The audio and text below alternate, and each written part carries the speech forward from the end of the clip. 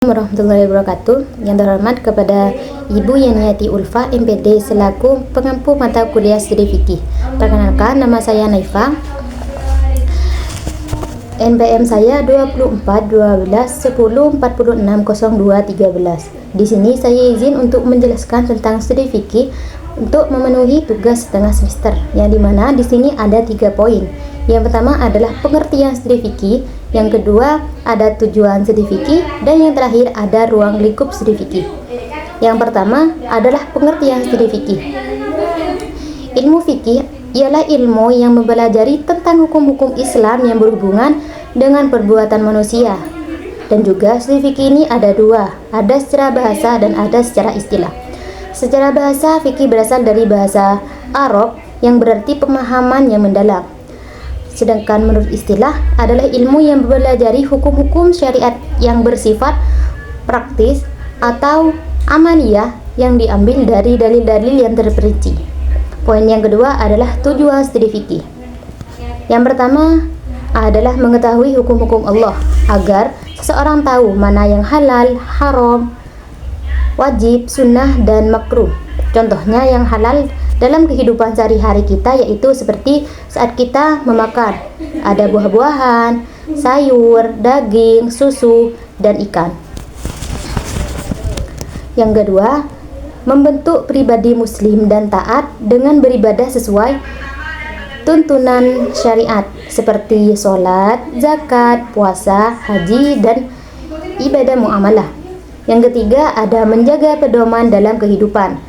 Fikih ini membimbing umat Islam dalam berbagai aspek hidup, baik ibadah maupun muamalah. Contohnya fikih ibadah adalah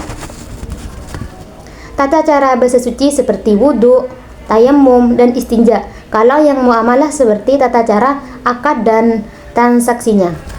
Yang keempat, menjaga ketertiban sosial. Dengan adanya hukum fikih, interaksi antara individu menjadi lebih teratur dan adil. Contohnya itu seperti lawan jenis, jika bukan muhrimnya maka harus menjaga batasan. Poin yang ketiga dan yang terakhir, termasuk yang terakhir, adalah ruang lingkup studi fikih. Yang dimana di sini ada dua, ada fikih ibadah dan ada fikih muamalah.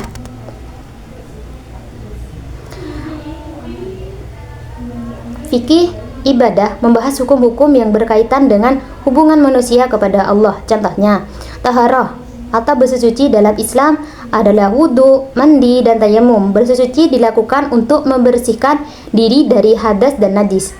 Yang kedua ada sholat. Sholat adalah ibadah dalam Islam yang dilakukan dengan perkataan dan perbuatan, dimulai dengan takbir dan diakhiri dengan salam. Sholat merupakan salah satu rukun Islam yang utama dan sarana komunikasi dengan Allah Subhanahu wa taala. Yang ketiga ada zakat. Zakat adalah kewajiban umat Islam untuk mengeluarkan sebagian hartanya kepada golongan yang berhak menerimanya. Zakat merupakan rukun Islam yang ketiga dan memiliki pesan penting dalam peradaban Islam. Yang keempat, puasa. Puasa adalah menahan diri dari makan, minum, dan segala hal yang dapat membatalkan dapat membatalkan puasa. Puasa merupakan ibadah yang dilakukan oleh umat Islam dan juga dilakukan oleh hampir seluruh agama di dunia ini.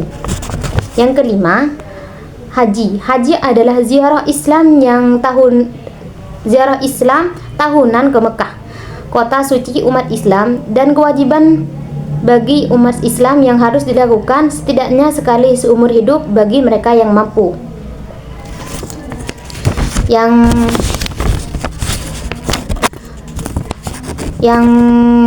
kedua ada fikih muamalah, adalah mengatur hubungan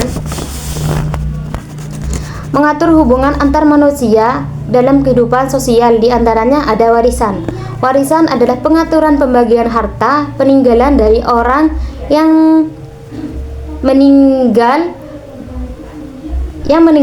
dari orang yang meninggal, yang menekan sebagian harta yang ditinggalkan oleh orang yang sudah mati.